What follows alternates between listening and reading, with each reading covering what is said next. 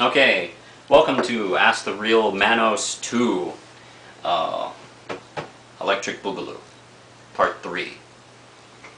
Here we go. Last we left myself, I was answering questions from PM Night 12, and his second question is, I saw the Real Manos Comics banner on your wall, a harbinger of things to come. Actually, it's a relic from the past. I've talked about the Monster Fest shows we've done. I was selling Caprice there this past year. The first year I went there, I needed to make some extra money, so I took my comic book collection and sold some comic books. But I didn't want to be some dude with boxes of comics, so I kind of made a pseudo-fakey store called Manos Comics. And maybe it's a harbinger of things to come. My dream is if I do become a big deal writer, I would love to open a comic book store, much like Kevin Smith did, with Jay and Silent Bob's Secret Stash, I believe it's called. I would love to open up a Manos Comics for real, and it would be cool. It would be, a comic book store where you can buy old and new comics, as well as trade paperbacks and hardcovers, and comic book collectibles, but also actual novel books, mainly fiction. I don't want to go too crazy. Fiction, and also a little kind of cafe, a little kind of coffee shop, so you can hang out and maybe waste a whole day there. That would be my dream store, and I would call it Manos Comics. And let's see, do you set a time writing?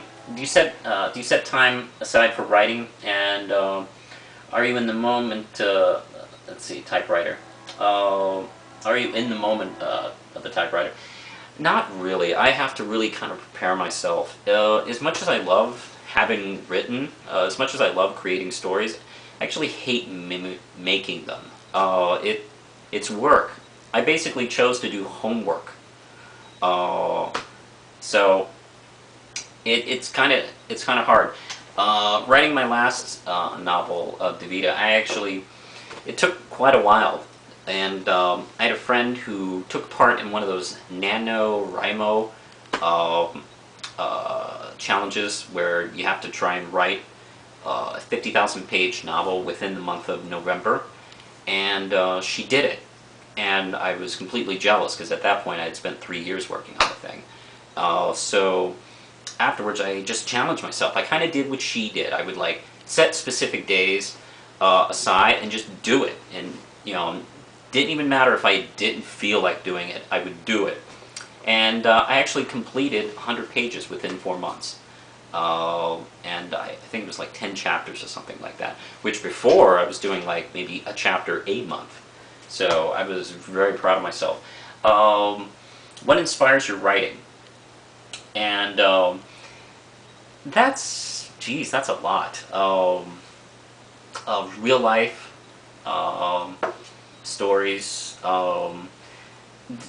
stuff that got me excited as a kid, comic book films, and and also stuff that I think sucks.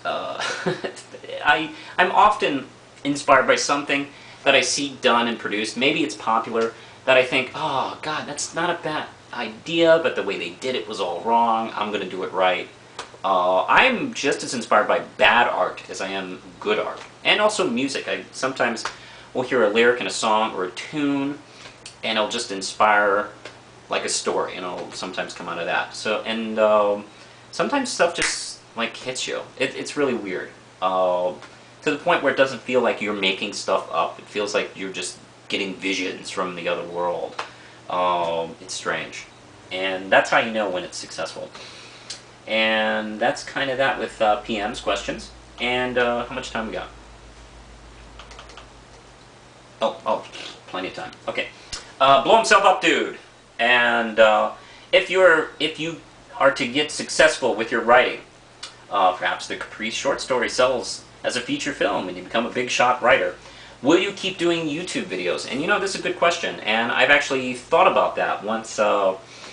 Actually, when I started doing YouTube videos, and I've been thinking a lot about it since the Caprice thing started going, and when I finished the Devita novel, I'm pretty sure I'd still do them, but I'd probably maybe changed the format. I'd probably do less reviews, and I'd probably maybe talk about the art of writing a little bit more, or I'd talk about more retrospective stuff, more favorite comics, more favorite movies, and all kinds of shit related to what I like to see and what I like to write, and favorite films and stuff like that. So I'd still do them. I'd probably change the format on the videos. And let's see, what time we got? Oh, cool. And Daftbot asks, what? How do I have more subs than you? That's probably not supposed to be an official question, but I'll answer it anyway. I think you have more subscribers than me because of your movie blogs. You seem to have more connections outside of the YouTube page than I do. And also I think your feud with that guy who called himself Come On Ass, I think that kind of got you quite a few subscribers. If you don't know, if you're not watching Daftbot's videos, which by the way I recommend, he's really good. He got in a little feud with this guy who calls himself Come On Ass. And I think it started with Come On Ass getting offended, which is hilarious considering his name is Come On Ass, about a video that some friends Daftbot made parodying Michael Bay's Transformers 2. And there was a particular joke that really bugged him, that he pulls his dick out and it's an American flag,